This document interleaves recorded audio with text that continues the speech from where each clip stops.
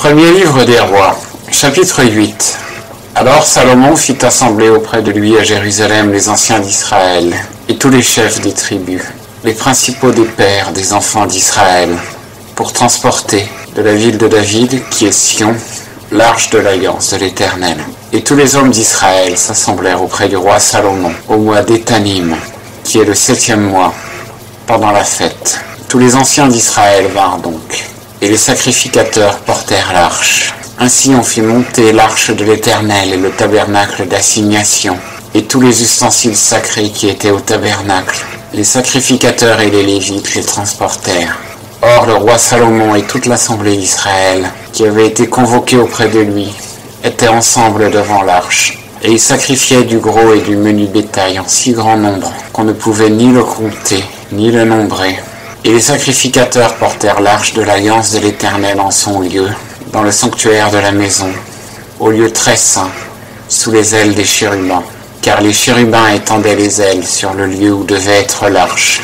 et les chérubins couvraient l'arche et ses barres par-dessus. Et les barres étaient assez longues, pour qu'on ait pu voir les extrémités du lieu saint sur le devant du sanctuaire, mais elles ne se voyaient pas dehors, et elles sont demeurées là jusqu'à ce jour. Il n'y avait dans l'arche que les 2 tables de pierre que Moïse y avait mises à Horeb, quand l'Éternel traita alliance avec les enfants d'Israël, à leur sortie du pays d'Égypte. Or il arriva, comme les sacrificateurs sortaient du lieu saint, que la nuée remplit la maison de l'Éternel, et les sacrificateurs ne purent s'y tenir pour faire le service, à cause de la nuée, car la gloire de l'Éternel remplissait la maison de l'Éternel.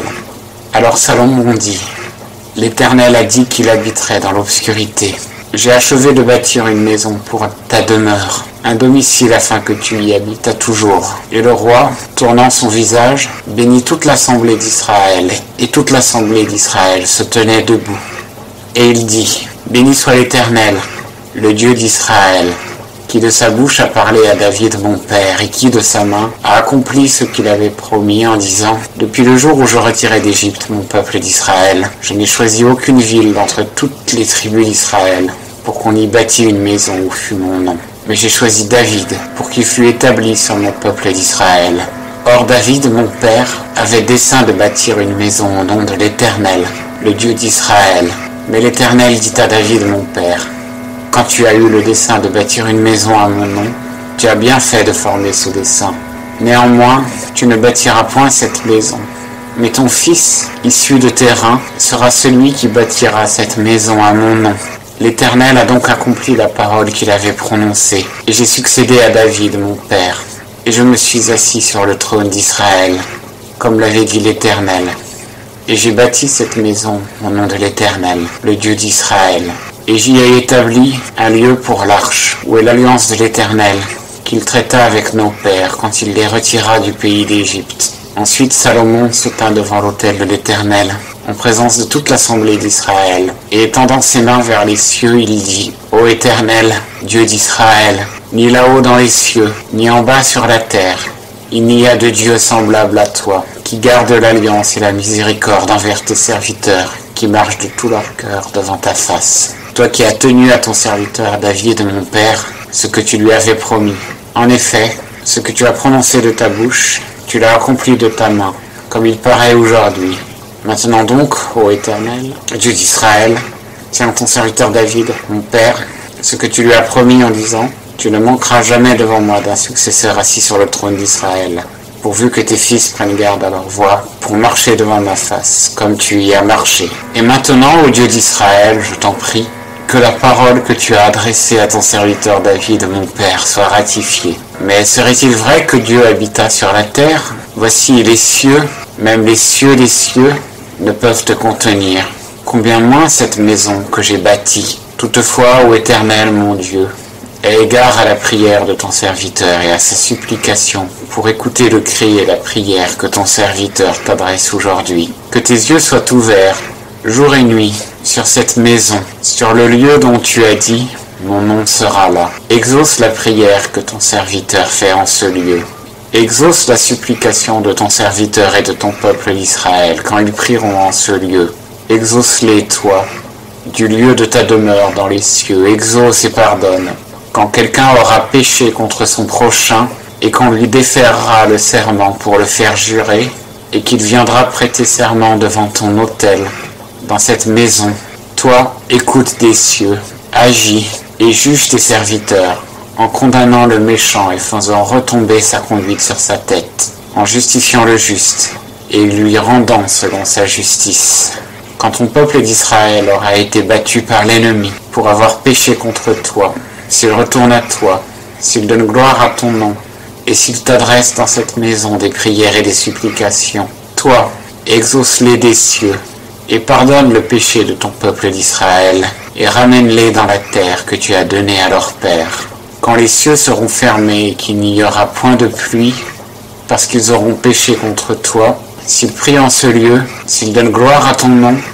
et s'ils se détournent de leurs péchés, parce que tu les auras affligés, toi, exauce-les des cieux, et pardonne le péché de tes serviteurs et de ton peuple d'Israël, après que tu leur auras enseigné le bon chemin par lequel ils doivent marcher, et envoie de la pluie sur la terre que tu as donnée en héritage à ton peuple. Quand il y aura dans le pays la famine ou la peste, quand il y aura la rouille, la nielle, les sauterelles ou les chenilles, quand les ennemis les assiégeront dans leur pays et dans leurs portes, ou qu'il y aura une plaie, une maladie quelconque, quelques prières, quelques supplications que fasse quelque homme que ce soit de tout ton peuple d'Israël, selon qu'ils auront connu chacun la plaie de son cœur, et que chacun aura étendu ses mains vers cette maison, toi, exauce-les des cieux, du lieu de ta demeure, pardonne, agis, et rends à chacun selon toutes ses œuvres, toi qui connais son cœur, car seul tu connais le cœur de tous les enfants des hommes, afin qu'ils te craignent tout le temps qu'ils vivront sur la terre que tu as donnée à nos pères. Et l'étranger lui-même, qui ne sera pas de ton peuple d'Israël, mais qui viendra d'un pays éloigné pour l'amour de ton nom, entre parenthèses,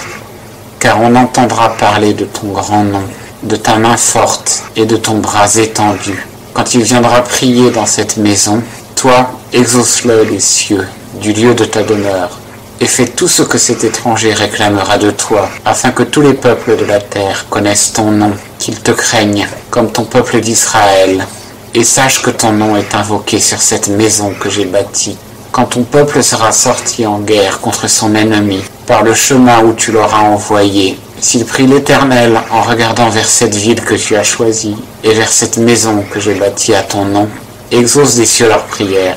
et leurs supplications, et fais leur droit. Quand ils auront péché contre toi, entre parenthèses, car il n'y a point d'homme qui ne pêche, et qu'irrités contre eux, tu les auras livrés à leurs ennemis, et que ceux qui les auront pris les auront menés captifs en pays ennemi, soit au loin, soit au près. Si, dans le pays où ils seront captifs, ils rentrent en eux-mêmes et que, se repentant, ils prient dans le pays de ceux qui les auront menés captifs en disant « Nous avons péché, nous avons commis l'iniquité, nous avons agi méchamment », s'ils retournent à toi de tout leur cœur et de toute leur âme, dans le pays de leurs ennemis qui les auront menés captifs, et s'ils t'adressent leurs prières en regardant vers leur pays que tu as donné à leur père, vers cette ville que tu as choisie et vers cette maison que j'ai bâtie à ton nom, exauce des cieux, du lieu de ta demeure, leurs prières et leurs supplications et fais leur droit. Pardonne à ton peuple qui aura péché contre toi, toutes les rébellions dont il sera coupable envers toi. Fais qu'ils soient un objet de pitié pour ceux qui les auront emmenés captifs et qu'ils en aient compassion. Car ils sont ton peuple et ton héritage, que tu as tiré d'Égypte, du milieu d'une fournaise de fer. Que tes yeux soient donc ouverts sur la supplication de ton serviteur et sur la supplication de ton peuple d'Israël, pour les exaucer dans tout ce qu'ils réclameront de toi. Car tu les as séparés d'entre tous les peuples de la terre pour être ton héritage, comme tu l'as dit par Moïse, ton serviteur, quand tu retiras nos pères de l'Égypte, ô Seigneur éternel. Or, quand Salomon eut achevé de faire toute cette prière et cette supplication à l'Éternel, il se leva de devant l'autel de l'Éternel, où il était à genoux, les mains étendues vers les cieux, et se tenant debout, il bénit à haute voix toute l'assemblée d'Israël en disant « Béni soit l'Éternel, qui a donné du repos à son peuple d'Israël. » Selon tout ce qu'il avait dit, il n'est pas tombé un seul mot de toutes les bonnes paroles qu'il a prononcées par Moïse, son serviteur. Que l'Éternel notre Dieu soit avec nous, comme il a été avec nos pères, qu'il ne nous abandonne point et ne nous délaisse point, mais qu'il incline notre cœur vers lui, afin que nous marchions dans toutes ses voies et que nous gardions ses commandements, ses statuts et ses ordonnances, qu'il a prescrits à nos pères, et que ces paroles, par lesquelles j'ai prié l'Éternel, soient présentes jour et nuit devant l'Éternel notre Dieu, pour qu'il fasse droit à son serviteur et à son peuple d'Israël, selon le besoin de chaque jour, afin que tous les peuples de la terre connaissent que c'est l'Éternel qui est Dieu, qu'il n'y en a point d'autre, et que votre cœur soit intègre envers l'Éternel notre Dieu, pour marcher dans ses statuts et garder ses commandements comme aujourd'hui. Et le roi et tout Israël avec lui offrirent des sacrifices devant l'Éternel. Et Salomon immola, pour le sacrifice de prospérité qu'il présenta à l'Éternel, 22 000 taureaux et 120 000 brebis. Ainsi le roi et tous les enfants d'Israël firent la dédicace de la maison de l'Éternel. En ce jour-là, le roi consacra le milieu du parvis devant la maison de l'Éternel,